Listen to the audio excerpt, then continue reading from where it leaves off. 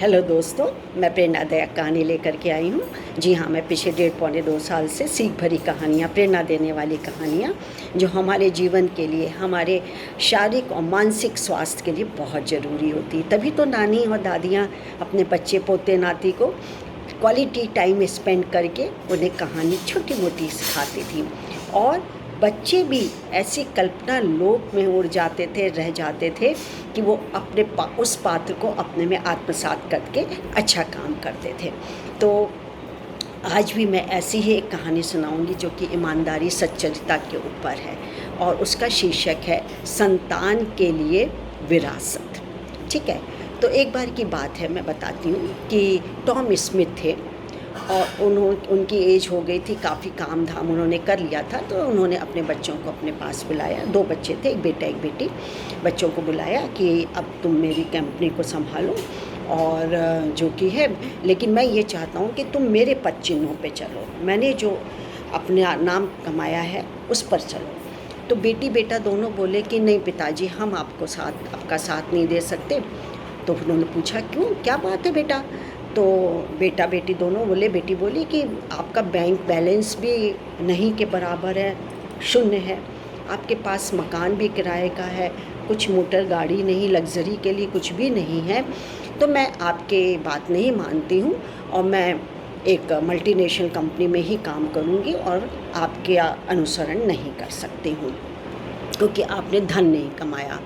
बेटा ने भी कहा कि पिताजी मुझे माफ़ करिएगा, मैं आपकी जो पद चिन्ह है मैं उस पर नहीं चल पाऊँगा। और करके थोड़ी देर में चले गए, बाप देखा तो पिता के प्राण निकल चुके थे।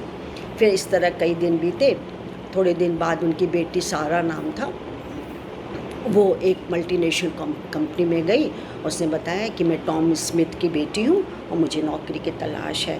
तो वहाँ के जो डायरेक्टर थे उन्होंने कहा कि अरे वाह, आप टॉम स्मिथ की हैं, आपको इंटरव्यू की ज़रूरत नहीं है, आपका सिलेक्शन हो गया, कल अपना अपॉइंटमेंट लेटर आप ले लीजिएगा। मुँह खुला का खुला रह गया, कोई बात नहीं।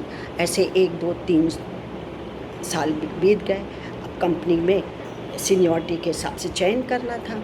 तो वहाँ के जो डायरेक्टर थे उन्होंने सारा का नाम दिया कि बहुत ईमानदारी और मतलब अच्छा काम कर रही है, कमा रही है, सब कुछ है।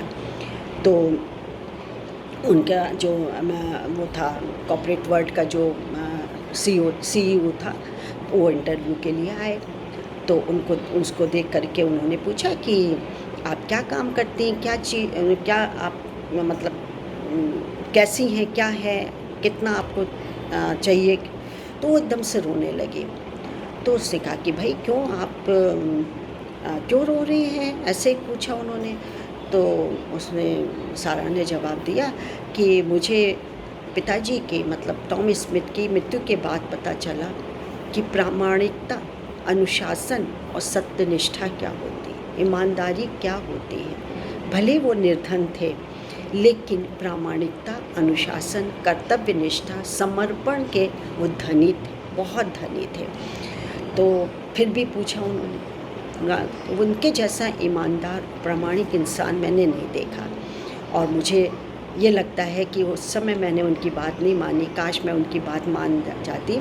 और मुझे लगता है कि अब वो मुझे क्षमा करेंगे क्योंकि आज मेरे मंदिर में भगवान के बगल में ही उनकी बड़ी सी तस्वीर यानी चित्र टंगा हुआ है और मेरे कमरे में भी मेरे पिता का ही चित्र टंगा हुआ है और मेरे लिए भगवान के बाद उन्हीं का ही स्थान है। यानी ईमानदारी, अनुशासन, आत्मनियंत्रण, ईश्वर से डरना इन्होंने ही सिखाया है, जो कि आज मैं इस पद पर कि आपने जो इतना बड़ा पद संभालने के लिए मुझे दिया है, वो सिर्फ़ और सिर्फ मेरे पिता की वजह से हुआ है। तो यही व्यक्ति के धन है।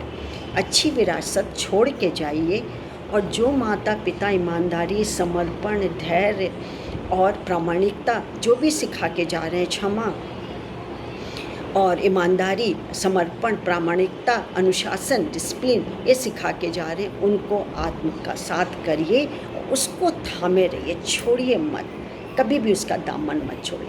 फिर देखिए आपके सपने, आपके लक्ष्य चुटकियों में पूरे होते हैं, आपको सही दिशा मिलेगी। आज के लिए इतना ही। इसके साथ ही मैं आपको एक कोटेशन सुनाऊंगी कि कलम तभी साफ और सुंदर लिख पाती है जब वो थोड़ा सा झुक कर चलती है। यही हाल ज़िंदगी का भी है। हम तन के चलेंगे तो कोई हमें नहीं पूछेगा, लेकिन नम्र विनम्र होकर झुक के चलेंगे तो सभी हमको पूछेंगे, आदर करेंगे, सम्मान करेंगे। आज के लिए बस इतना ही। नमस्कार। मैं doctor Manju Jain, retired associate professor from SN Sen degree college Kanpur, फिर एक नई कहानी के साथ उपस्थित होंगी। बाय। Thank you.